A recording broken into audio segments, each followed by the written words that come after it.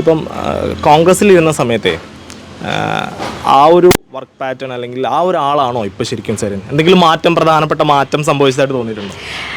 ഞാൻ ആക്ച്വലി കോൺഗ്രസിൽ സരിൻ്റെ കൂടെ ഞാനും കോൺഗ്രസിൽ വർക്ക് ചെയ്യുകയാണെങ്കിലാണ് എനിക്ക് ഉത്തരം പറയാൻ പറ്റൂ. കാര്യം ഞാൻ സരിനെ എന്നും കണ്ടിരിക്കുന്നത് സരിനായിട്ടാണ്. അതിലൊരു ഡോക്ടർ പോലും ഇല്ല. ഞങ്ങൾ 2003 പരിചയപ്പെടുന്ന സമയത്ത് ഞങ്ങൾ മെഡിക്കൽ വിദ്യാർത്ഥികളാണ്. ഞങ്ങളുടെ ലൈഫ് സ്റ്റൈൽ ഇപ്പോൾ വളരെ കുറച്ച് ദിവസങ്ങളല്ലേ ആയിട്ടുള്ളൂ. ലൈഫ് സ്റ്റൈലിൽ ഒരു വ്യത്യാസം ഉണ്ടാവുമെന്ന് എനിക്ക് തോന്നുന്നില്ല. കാരണം സരിൻ എപ്പോഴും ജനങ്ങൾക്ക് നടുവിൽ നിൽക്കാൻ ഇഷ്ടപ്പെടുന്ന ആളാണ്. അതിപ്പോൾ എവിടെയാണെങ്കിലും സരിൻ്റെ ഒരു രീതി അങ്ങനെയാണ്. ഞാൻ എത്രയോ കാലമായി വർഷങ്ങളെ കാണുന്നതാണ്. അവരിൽ ഒരാളായി നിൽക്കുക, അവരുടെ കാര്യങ്ങൾ കേൾക്കുക, പറ്റുന്ന പോലെ അതിനൊക്കെ ഒരു പരിഹാരം കണ്ടെത്താൻ ശ്രമിക്കുക, എപ്പോഴും എൻഗേജ്ഡ് ആയിട്ടിരിക്കുക എന്നുള്ളതാണ് സരിൻ്റെ ഒരു വർക്ക് പാറ്റേൺ. അതിലൊരു വ്യത്യാസം വരുന്ന എനിക്ക് തോന്നുന്നില്ല. ഇനിയിപ്പോൾ സൗമ്യ രാഷ്ട്രീയത്തിലേക്ക് അങ്ങനെ എന്തെങ്കിലും ആലോചനകൾ ഉണ്ടായിട്ടുണ്ടോ?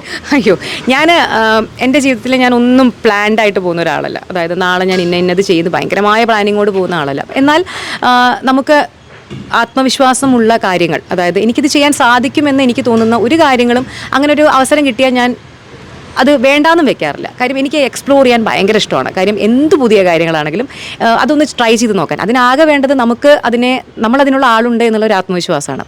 അതുള്ള കാര്യങ്ങളിൽ ഞാൻ ട്രൈ ഔട്ട് ചെയ്യാറുണ്ട്. അപ്പോൾ നാളെ ഇപ്പോൾ എനിക്ക് UAE പോകാനുള്ളൊരു സാധ്യത വന്നത് വളരെ അൺഎക്സ്പെക്റ്റഡ് ആയിട്ടായിരുന്നു. ഒരിക്കലും ഞാൻ പ്ലാൻ ചെയ്തതല്ല.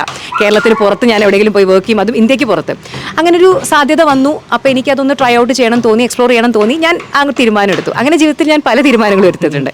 അതിൻ്റെ ഭാഗമായിട്ട് ഞാൻ പറഞ്ഞല്ലോ, നാളെ ഇന്നതാവുമോ എന്ന് ചോദിച്ചാൽ എനിക്കറിയില്ല. പക്ഷേ അവസരം വന്നാൽ നിഷേധിക്കില്ല. അങ്ങനെ ഒരു അവസരം ഇതുവരെ ഞാനതിനെപ്പറ്റി ചിന്തിച്ചിട്ടില്ല. ആ സമയത്ത് അതിനനുസരിച്ചിട്ട് ഞാൻ പറഞ്ഞു, എനിക്ക് കോൺഫിഡൻസ്. നമ്മൾ രാഷ്ട്രീയ പ്രവർത്തനം എന്ന് പറയുന്നത് അല്ലെങ്കിൽ അതെന്താണ്, ജനങ്ങളിലേക്ക് കൂടുതൽ ഇറങ്ങിച്ചെല്ലാനുള്ള ഒരു മാർഗ്ഗമാണ്.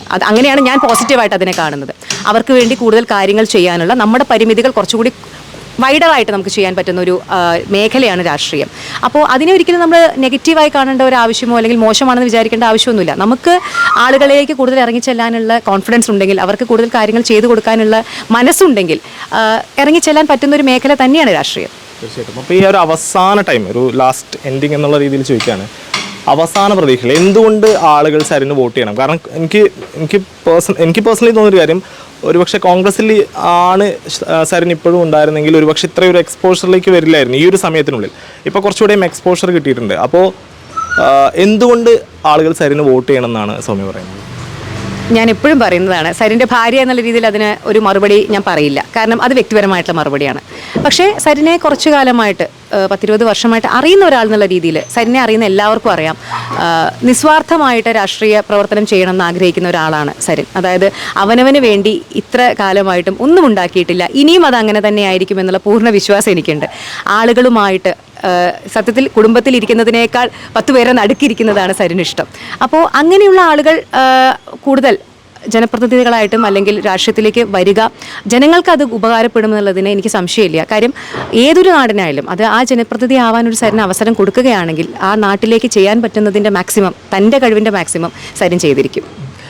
പിന്നെ ഒരു കാര്യം കൂടെ, ഇപ്പം എല്ലാവരും സംസാരിക്കുന്ന ഭൂരിപക്ഷത്തെക്കുറിച്ചാണ്. എത്ര ഭൂരിപക്ഷം കിട്ടുമെന്ന് വിചാരിക്കുന്നു? ഞാൻ അങ്ങനെ ഒന്നും പറയാൻ ആഗ്രഹിക്കുന്ന ഒരാളല്ല. കാരണം ഞാൻ വലിയ രീതിയിൽ അങ്ങനെ രാഷ്ട്രീയ അനാലിസിസുകളൊന്നും നടത്തുന്ന രാഷ്ട്രീയ ഒരു എക്സ്പേർട്ടോ കാര്യമൊന്നുമല്ല. ഞാൻ പറഞ്ഞില്ലേ, എനിക്ക് ജനങ്ങളെ വിശ്വാസമുണ്ട്. അതെന്ത് തീരുമാനമാണെങ്കിലും ജനങ്ങൾക്കും നമ്മൾ ഈ വിചാരിക്കുന്ന അതേ ബുദ്ധിയും ബോധവും ഒക്കെ അവർക്കുണ്ട്. അവരും കാര്യങ്ങൾ അനാലിസിസ് ചെയ്യുന്നുണ്ട്. അവരുടെ കാര്യങ്ങൾ തലയിലൂടെ ഇതൊക്കെ ഓടുന്നുണ്ട്. അവർക്കും അറിയാലോ ആര് വന്നാലായിരിക്കും നല്ലതാവുക, ആര് വന്നാലായിരിക്കും അവരുടെ നാട് കുറച്ചുകൂടി വികസിക്കുക. അപ്പോൾ പലരും ഇങ്ങനെ ഭൂരിപക്ഷത്തെ പറ്റി പറയുന്ന സമയത്ത് ആത്മവിശ്വാസം വളരെ നല്ലത് തന്നെയാണ്. അത് ആര് പറയുന്ന സമയത്തും ഞാൻ അത്രേ പറയുന്നുള്ളൂ. പക്ഷേ ഞാൻ പറയുമ്പോൾ അത് പ്രോപ്പറായിട്ട് പഠിക്കാതെ പറയാൻ ഞാൻ ഒരിക്കലും ഇഷ്ടപ്പെടുന്ന ആളല്ല. ഞാൻ എപ്പോഴും ജനങ്ങളുടെ തീരുമാനത്തിനെ ബഹുമാനിക്കുന്ന ആളാണ്. അതെന്താണ് എന്നുണ്ടെങ്കിലും അതിനെ 100% ആക്സെപ്റ്റ് ചെയ്യുന്ന ആളാണ്. ആത്മവിശ്വാസത്തിന് ഒരു കുറവുമില്ല. അതാണ് നമ്മുടെ കൈമുതൽ. അതെപ്പോഴും ഉണ്ടാവും. തീർച്ചയായിട്ടും. ഏറ്റവും അവസാനമായിട്ട് പറഞ്ഞു വെക്കുന്നത്, ഈ അവസാന സമയത്തും LDF ക്യാമ്പും അതോടൊപ്പം തന്നെ സരിൻ്റെ കുടുംബവും ആത്മവിശ്വാസത്തിലാണെന്ന് തന്നെയാണ്. ക്യാമറമാൻ നിസാറിനൊപ്പം അലി തുറക്കൽ, മീഡിയ 1 പാലക്കാട്.